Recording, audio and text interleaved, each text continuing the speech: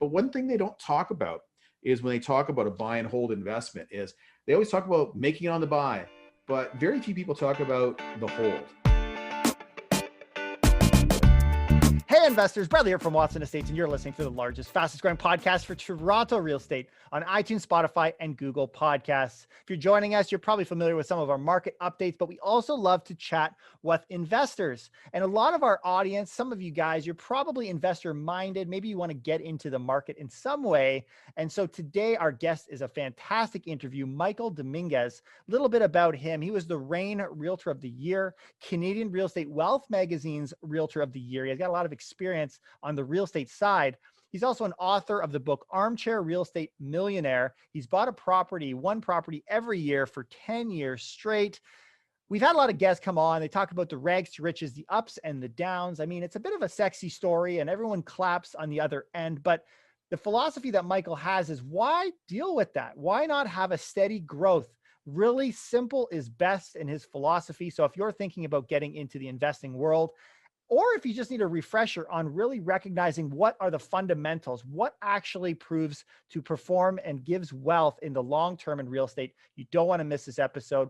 Please leave a comment, subscribe if you haven't already, and enjoy the show. Michael, how you doing today? I'm doing fantastic. Good. You got me laughing before we started recording. So we were literally getting into this and I was just thinking, we got to hit this record button because we're going to get all the good content and we're not going to have anybody listening. So I'm thrilled that you could join us on the show today. Thank you for taking time. Yeah, I'm happy to chat for sure. So for our audience, let us know a little bit about you. Give us some context here on where you find yourself in the real estate business and why you do what you do. Yeah, sure. So backing it up, around 2008 or so, I ended up going into becoming a realtor. And because of my prior background, I was working with a lot of investors and business people, and I quickly gravitated towards the investor mindset right off the hopper. And they were kind of my people. They spoke my language, and so I helped a few clients buy some properties, and I realized, holy crap, that's a better way to actually build wealth. Like I had a couple franchises in my 20s and 30s, and just basically bought myself a job. But this was a real difference. I could see that it was making a difference. So I redid my business as a realtor and started focusing on pretty much exclusively working with investors. And so for the last 10 years or so, or actually more like 12 years actually, I've been focused on buying a property a year and focusing mainly in the Durham region and a little bit east of that, which is east Toronto. And then we bought a property a year for 10 straight years, me and my wife. Used a little bit of joint venture partners, but for the most part, we did it on our own. And we'll talk more about that later. And then I focused on working with investors and helping them buying duplexes and building wealth through real estate and quality properties. Yeah. So most of your investors, so this is great. Thanks for the intro, guys. This dude's he cleans up in the real estate transaction game, won numerous awards. And it's an honor to chat with you and get to know a little bit about your philosophy. We have a lot of bigwigs on our show. We flatter the 200 door, 300 door, 200 doors in a year type of pitch all the time. And yet here we are with one of Canada's finest realtors. And that's not the game plan here. I'm really curious, what is your philosophy? What's your thought on investing in real estate and why? Yeah, I'm curious. Explain why you're unique, because you are absolutely unique in the way you deliver a message. Well, I appreciate that. I'm going to be honest with you. The very first property I bought was a rundown sixplex in Cobourg, and Cobourg is about an hour or so east of Toronto in a small town. And then my second property I bought was a duplex that was in a weaker neighborhood in Oshawa, again very rundown. Because that's what I was taught. That's what I was told by all the books is you got to make it on the buy. You got to earn that money on the buy that undervalued property and all those things. But one thing they don't talk about is when they talk about a buy and hold investment is they always talk about making it on the buy, but very few people talk about the hold. And in a buy and hold property, the hold is what really builds the long-term generational type wealth. You could make 50, 100 grand on a flip and feel like you did well. I hold on to a property in a thriving market, basically sitting on my ass doing a couple hours a month, and I make $100,000 a year. I like my strategy better, and it's repeatable. And I'm never going to be able to throw a 90-mile-an-hour fastball. I'm not going to develop an app. This is a very repeatable process to buying a quality property in a quality neighborhood, which can attract quality tenants that you actually want to have relationships with, that will allow you to keep the property long-term and make you quality profits. That's been my mantra, and that's what I've been teaching my clients. And we all get little pains in the neck tenant situations, but for the most part, it's, none of my clients want to sell their properties because it's going so well. And that's not a bad situation to be in. I'm hearing out of that, simple is best. I mean, you're keeping real estate is, people love real estate and they gravitate to it because it's not easy money, but it's safe, consistent, long-term growth. And that's really what draws people in. But then people get the shiny object syndrome. They run away, they get lost. I mean, right before we started here, we were talking about the ups and the downs. I mean, maybe tell us a little bit about what you're seeing around you. I mean, you're absolutely keeping it simple, but why you do it that way? And what is the alternative? I'm a risk adverse investor. I really am. And, and obviously I've got millions of dollars in mortgage debt, just like any investor with a number of properties. But, these are properties that are earning, they're cash flow positive. We've got fantastic tenants. Heck, I was just talking to my wife just today. We've got one of our properties where both the upper level and the lower level tenants are both lawyers making $100,000 plus a year. And yet, because of situation, which we'll talk about later, the difficulties in qualifying for a mortgage for a first time buyer, we've got some really great people as our renters. And so, we're in a situation where we are attracting the best of the best people all the way along. And it becomes a joy to work with some of these guys. And I was going to share with you before the show that I'm a bit of a seminar junkie, and I guess some podcasts as well. And there's a million ways that you can get real estate information nowadays. And so the one thing that is a common story that you hear so often are the rags to riches to rags to riches stories. And so yes, and you often hear them where they say, yeah, I really built my wealth, but then I had a really bad partner, bad deal, bad development project, bad something. Usually they got screwed by somebody or other. That's usually what the story goes. And then they lost it all, and then they rebuilt it, and everyone applauds and stuff like that. And they're all happy for you, sort of thing. And then I ask the question, I say, okay, I like how you made the riches, and I liked how you made the second riches. Tell me about this a little bit more. How did you lose it all? And usually, they confess that they built it through nice, safe buy and hold investments right at the outset. Then in many cases, they sold off those properties and found the shiny object. And it was a great development project. It was something that was, their pie in the sky idea. They wanted to take some undervalued multiplex building, and then things just didn't go the way they planned, and they had cost overruns. They lost it all. Then they had to start again. In most cases, they went back to their original plan and built it again. So I just decided I didn't want to do the middle part and lose it all, and just keep doing the stuff that's easier. And there's nothing wrong with having cash flow properties that don't require more than a couple hours a month in work. Like my wife and I, we spend on our portfolio of 12 properties, we're typically spending 3 to 6 hours a month on our properties. And, that's a part-time job that's made us a millionaire. Beautiful. Love it. And I've heard that ups and down story so many times. I've got it myself. I mean, you're bang on. I mean, keeping it simple, the buy and hold. And I love your emphasis on the hold, because right now, I mean, the big chats, I mean, flips aren't so popular other than like buying and selling it immediately without doing any work. in this type of market. But you got the Burr method, which is just rise to the surface, buy, renovate, and hold, but with a heavy emphasis on that purchase and discount. And I'm a big believer in off-market property, so I fall into this too. But if I were to sit and be honest, the hold has been the biggest win in my portfolio, and in most, I think, portfolios that I've seen. It almost isn't sexy. It's not as flattering, and so people just Boring. It's boring. But boring is better, because unless you want a rag story, which I guess maybe some people are dreaming for that. Maybe it's you know what, I'm kind of a lazy investor. I'm okay with having like and you know, we're not going to talk about it today, but I do some private lending.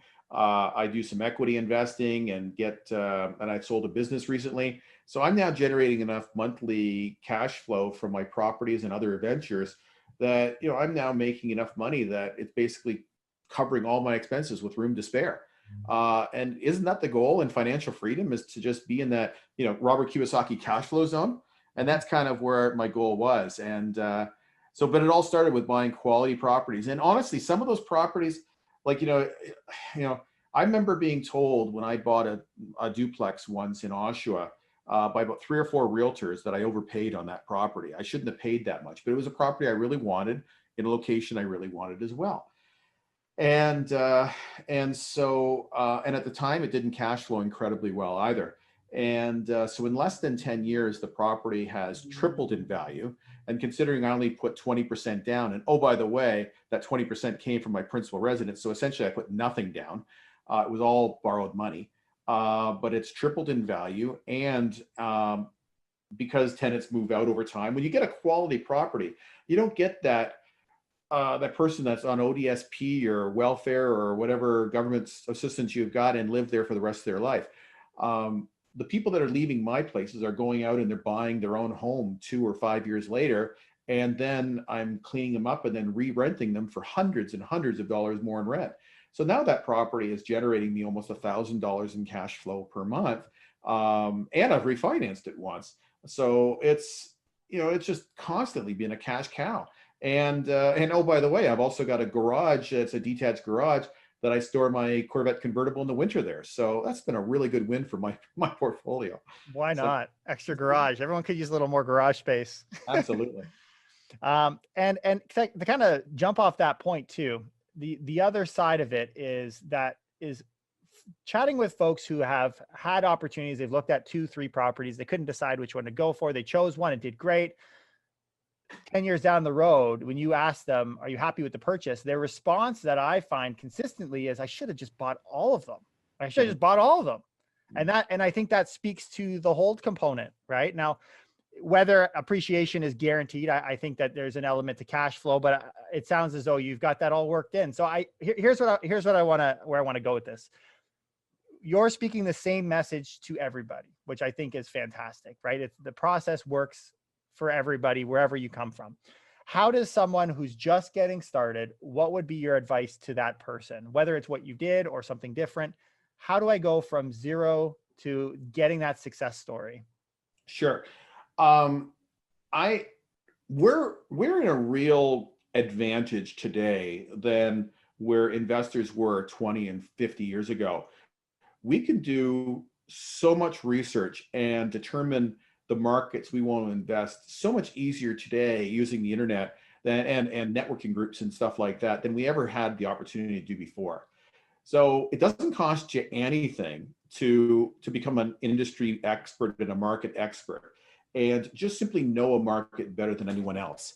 I'm a student of the Real Estate Investment Network, and they've got their long-term success formula that they've taught. And thankfully, in my book, Armchair Real Estate Millionaire, Rain gave me permission to incorporate that in my book, because that's encompassed my entire mindset. And for those of you guys that don't know what that is, to determine a quality market, it's not like, people say Toronto, for example, they use that as an example. They say, well, it can't go up forever. And, the prices aren't going to go up forever. Wait for it to crash. You always hear that story of the crash is coming, the crash is coming. But it's not based on any fact. It's just based on the fact that the prices have gone up so much it can't sustain that. And so I push it back to people and I say, using the success formula, I look for markets that have strong GDP growth. And for those that don't know what GDP is, it's basically all of the goods and services that are made and sold in a community and how it compares with the prior year. So I'm looking for markets that have GDP growth, population growth, employment growth. And if you can find markets that are growing and all of that stuff, that always leads to a shortage of rental demand, that leads to higher rental numbers, and that leads to higher purchase values over time. It's inevitable. It's a formula. And so my advice for a newbie would be just do some homework. Don't just listen to what some guru says and says, let's buy a property in Buffalo or Detroit or Newfoundland or Nova Scotia because it's cheap. Do your homework and find a market that works well for you. Then we could talk about steps that you can do once you want to move forward. Does that make sense? I totally agree. And I also agree there's a lot of free information out there. And Yeah. I mean, just having you on the show today, I'm taking advantage of that, right? I think this is great. I love learning. I love having chats like this because getting different perspectives allows you to form your own. I mean, without different opinions, I think you just, and I get it. I've been victim to this too. Elon Musk, he's saying buy Dogecoin. I'm buying Dogecoin. Elon Musk said to do it. Right. I get it. Okay. Have some fun with your Bitcoin, guys. But like at the end of the day, like it's very simple. And I love those. These are things that I say on my show all the time, right? Employment, immigration. I think you're bang on. So I'm not a speculative investor. Sorry. I'm not speculative. I use fact. Yeah, so. No. And I think rightly so. So let's get back to basics here. So now you've got someone, they eagerly want to invest in, and let's say it's the GTA. Let's say I want to invest in the GTA. What comes next? What do I need to do? How does that process work? I don't want to just own a house. I want to be an investor like you're describing. Yeah. What's the difference? Yeah, there's two types of investors that I tend to focus on to get started. One already lives in their principal residence and they've owned their home for 2 or 10 or 20 years, or the way the market's going, 2 months, and you've built a lot of equity in the property. And so we'll talk about that one. But first I want to talk about the person who's now, they're in their late 20s, early 30s, something like that. And they've been renting forever. They've now got a really good income. And they've saved a few dollars. They're putting some money away. So they're doing all the right things. They've got a good credit score. They're hopefully in a good relationship, or maybe not. But they're in a position where they're wanting to buy a house. They're tired of being a renter. They see all their friends that are renting, and they realize that, except for maybe 1 or 2 of them have moved forward, and they're the ones that are furthest ahead. But they're looking at the market right now, and they're saying, how the heck am I going to be able to get into this market? It's become popular of late to call it house hacking. That's the latest term that's been used.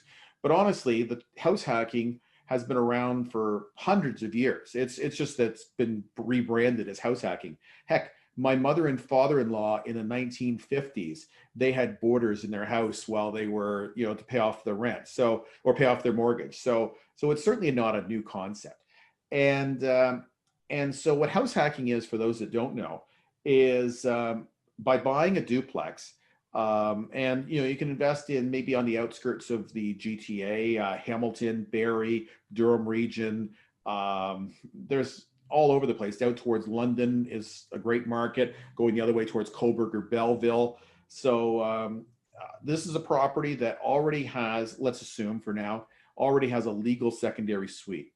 And when I say it's legal, just because it's been built does not mean it's been legal. It has to be recognized by its local municipality or city. And there's actual paperwork to support it. It's been passing building permits, all that stuff.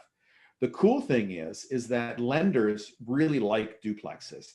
And even if you're only qualified to buy that townhouse for X number of dollars, if all of a sudden you've got a rental source in that house, in addition to where you're going to be living, that actually goes a long ways towards increasing what you can qualify for and allowing you to get into a home.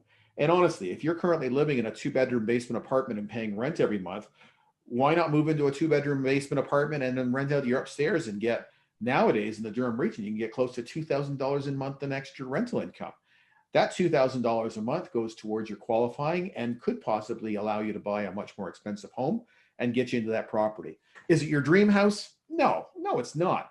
But you get a property like that, and you start getting further ahead, then maybe in 2 or 5 years, you can hopefully keep that property A and then buy your dream house. Or some people even go property A, buy investment property B, move into that, and then property C is their dream house. And now they've got 4 rental units that they're renting out to, and they're light years ahead of their buddies.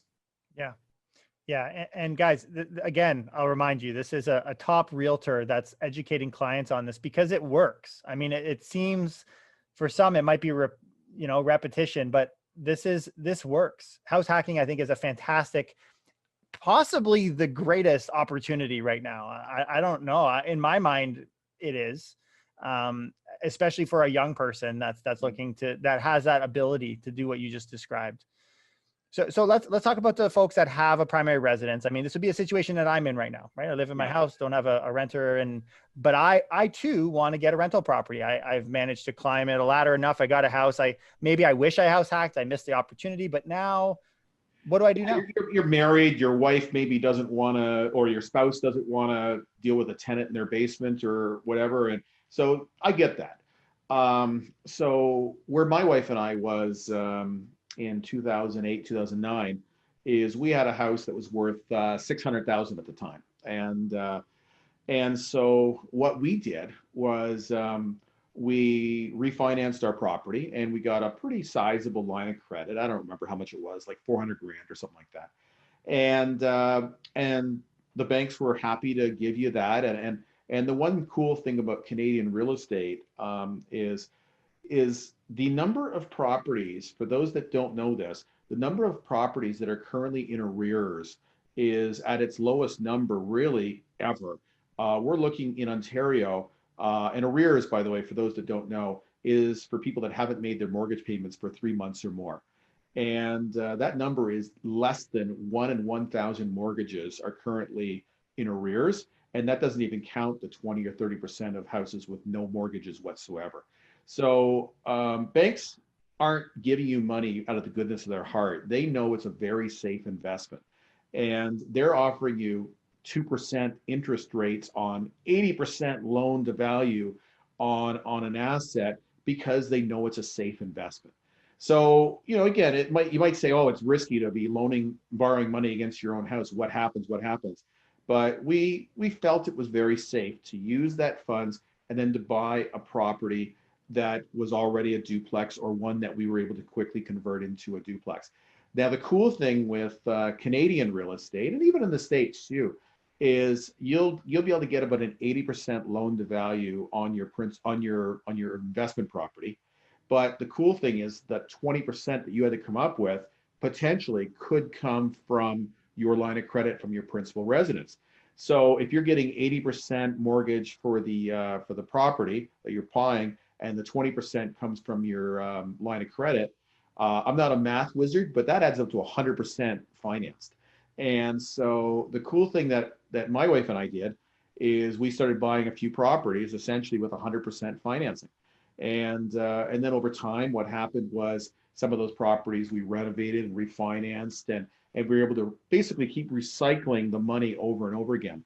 And so fast forward a decade or 12 years, and we didn't go crazy. We bought a property a year. Some of the properties we sold because they didn't fit our profile, because I did buy some properties that really didn't fit what I wanted to own.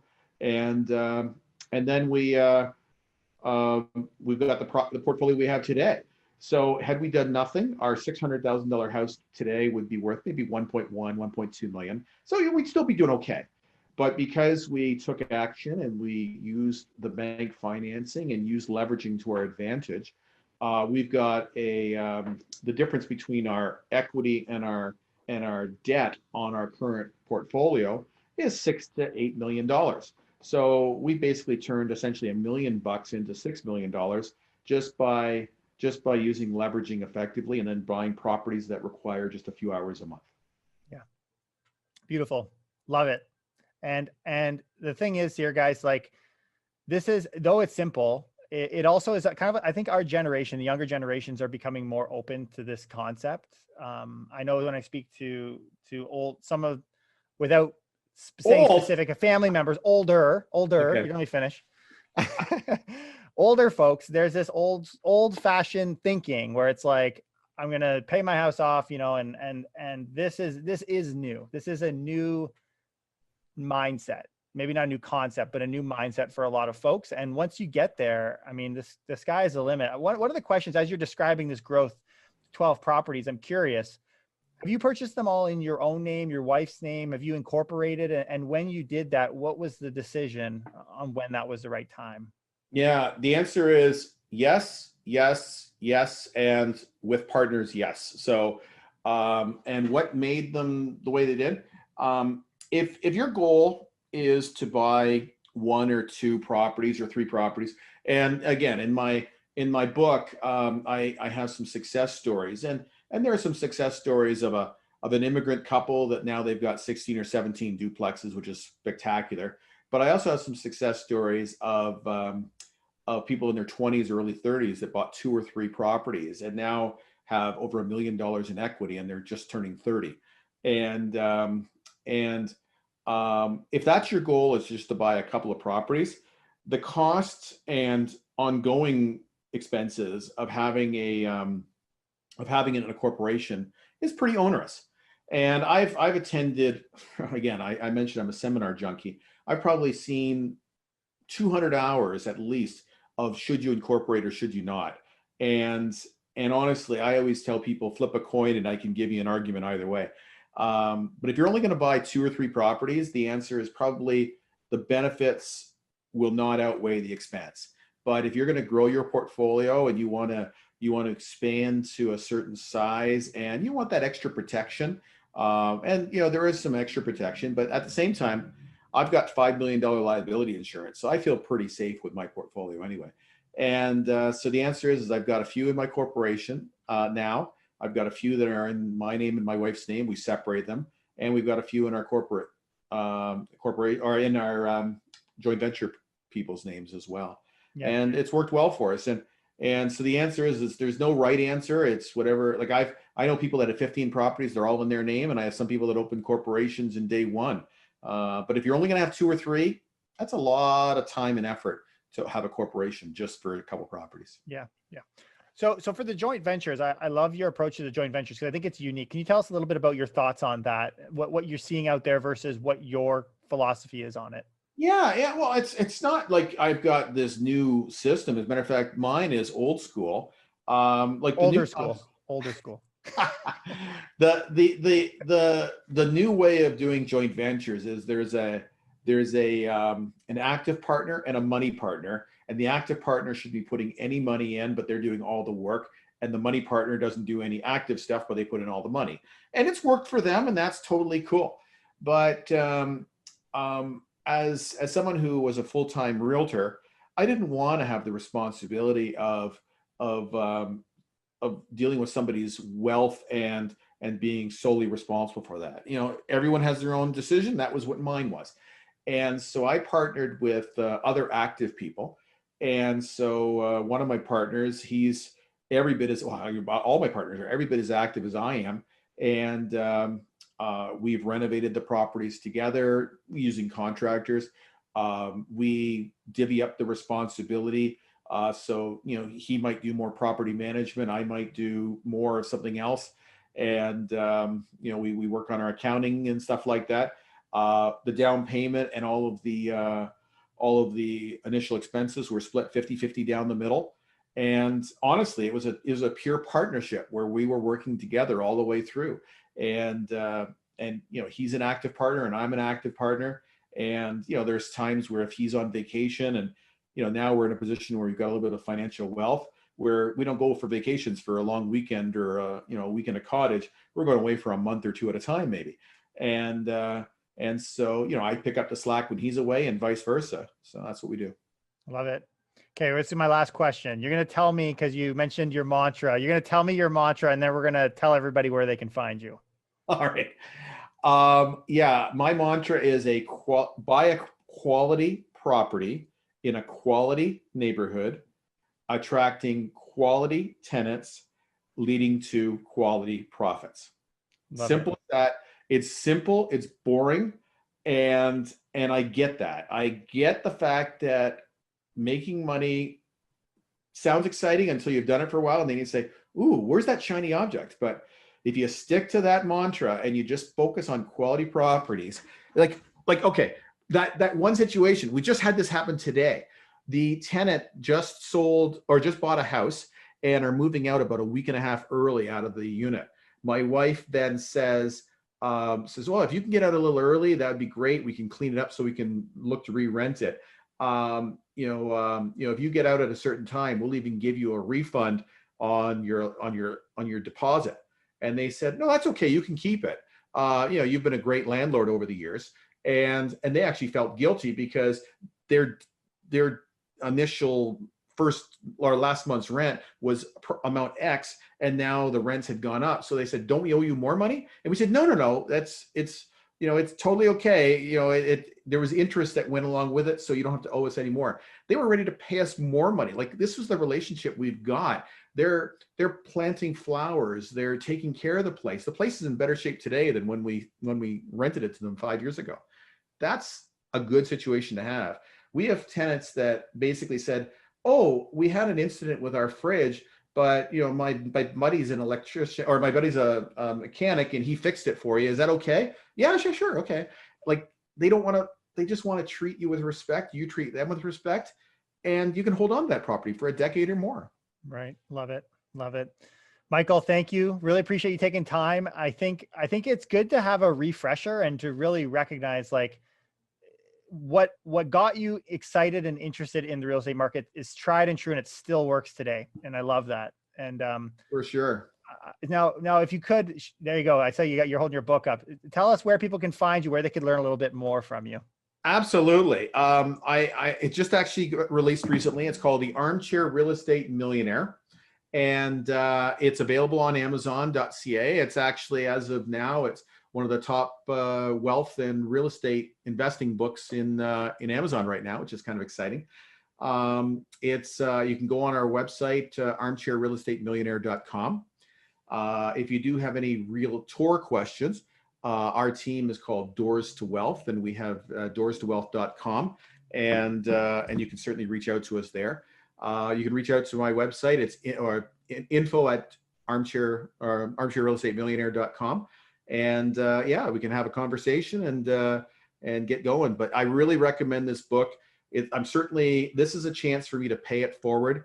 I had some incredible mentors early in my life that gave me a helping hand and taught me the way to go. And now this is my way of paying it forward to the next generation of investors.